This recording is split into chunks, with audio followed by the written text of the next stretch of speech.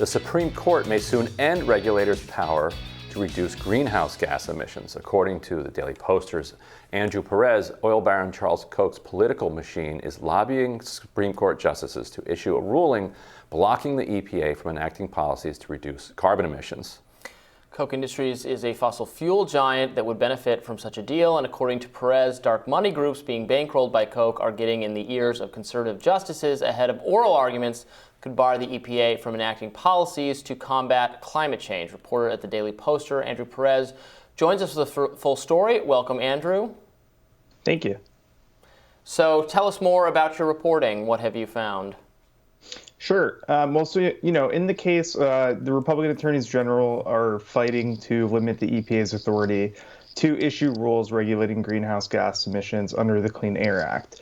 And a number of conservative groups that are funded by Charles Koch, the billionaire oil tycoon, are, basically giving them additional justification, giving the court additional justification to basically fully limit the EPA's authority under the Clean Air Act. So, Andrew, what is the EPA's authority, as far as you understand it, to regulate carbon emissions? Yeah, so the Clean Air Act is designed so that so the EPA can regulate additional pollutants as they see fit. And in this case, what's sort of been discussed here is regulating emissions by power plants. So there's actually not like a rule on the table right now, but the Supreme Court is taking up a case that basically challenges the authority to do that. The Obama administration had passed a rule, but it was tossed by Trump, the Clean Power Plan. Trump had his own rule blocked at the end of his term.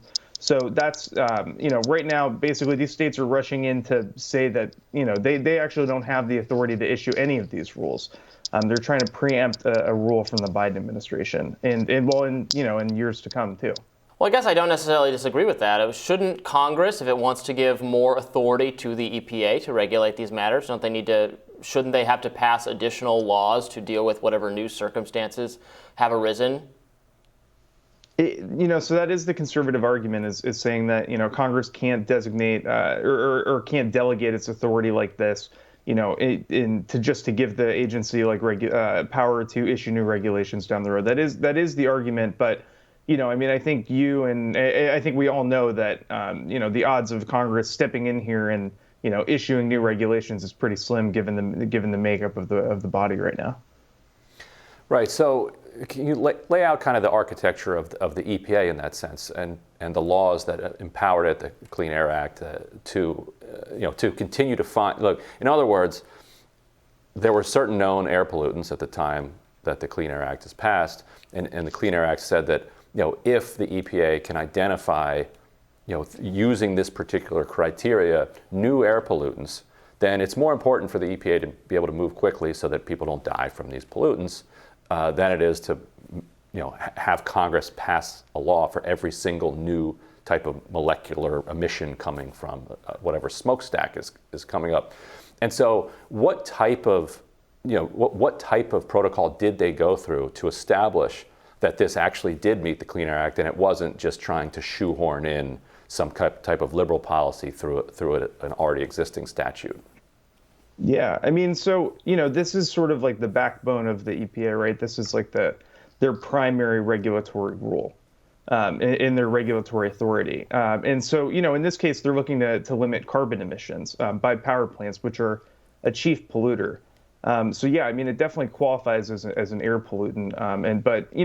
This is the argument from conservatives, is that, the Obama administration went through the rulemaking process instead of trying to pass a law through Congress. Yeah, I don't know. It kind of sounds like the same vast deference to regulatory authorities that, for instance, the vaccine mandate, right, is a similar thing. Well, this is already within OSHA's jurisdiction to do kind of whatever they want, and the Supreme Court obviously concluded that was not the case, I think, rightly. That one was always a stretch. Maybe that one's more of a stretch than this one. But, and Andrew, what if the Obama administration had moved faster? It's pretty outrageous that the Trump administration was even able to gut the Clean Power Plan, and the only reason that they could do that is because an administration can undo using Congress, using the Congressional Review Act, you can undo a regulation by a prior administration as long as it's within, 180 legislative days or 180 business days or something of the administration leaving office.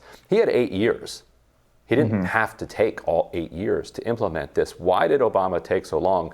And if he had gotten it done in the first couple of years, would we be in a different situation now?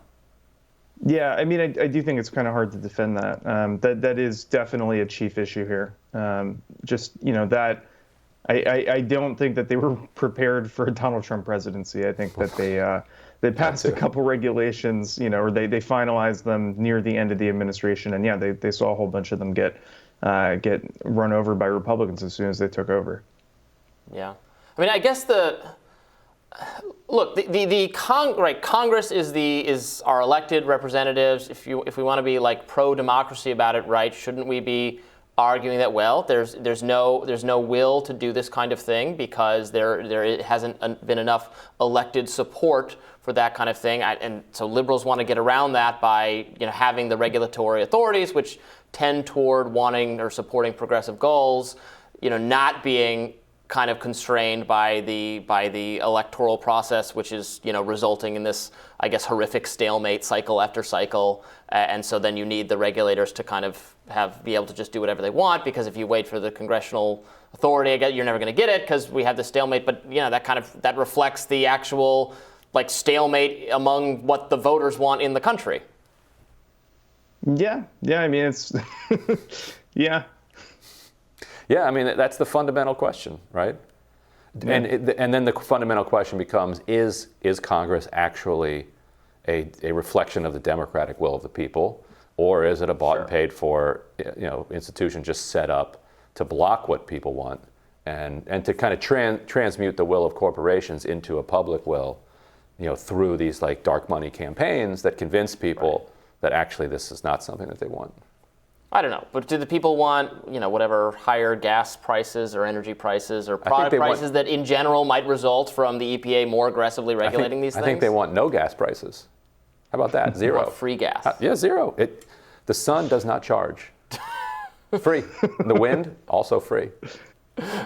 The spirits don't charge. Yeah. Energy within itself. No, the sun and the wind don't charge, and they're already it's already competitive. Well, and it's great to move in that direction, absolutely, as the market dictates. Let's just stop subsidizing fossil fuels. Stop subsidizing. I agree, but the Koch Industries probably agrees to stop subsidizing them. They're hardcore free market libertarian doctrinaire people. Except we're subsidizing them by paying for all the healthcare costs and other costs associated with their, this is aside from all the subsidies they get, we're also subsidizing all the externalities produced by the fossil fuel and by the Kochs, while they get to name Smithsonians after themselves. Andrew Perez, thank you so much for joining us. Thank you. Thanks for having me. We'll have more Rising right after this.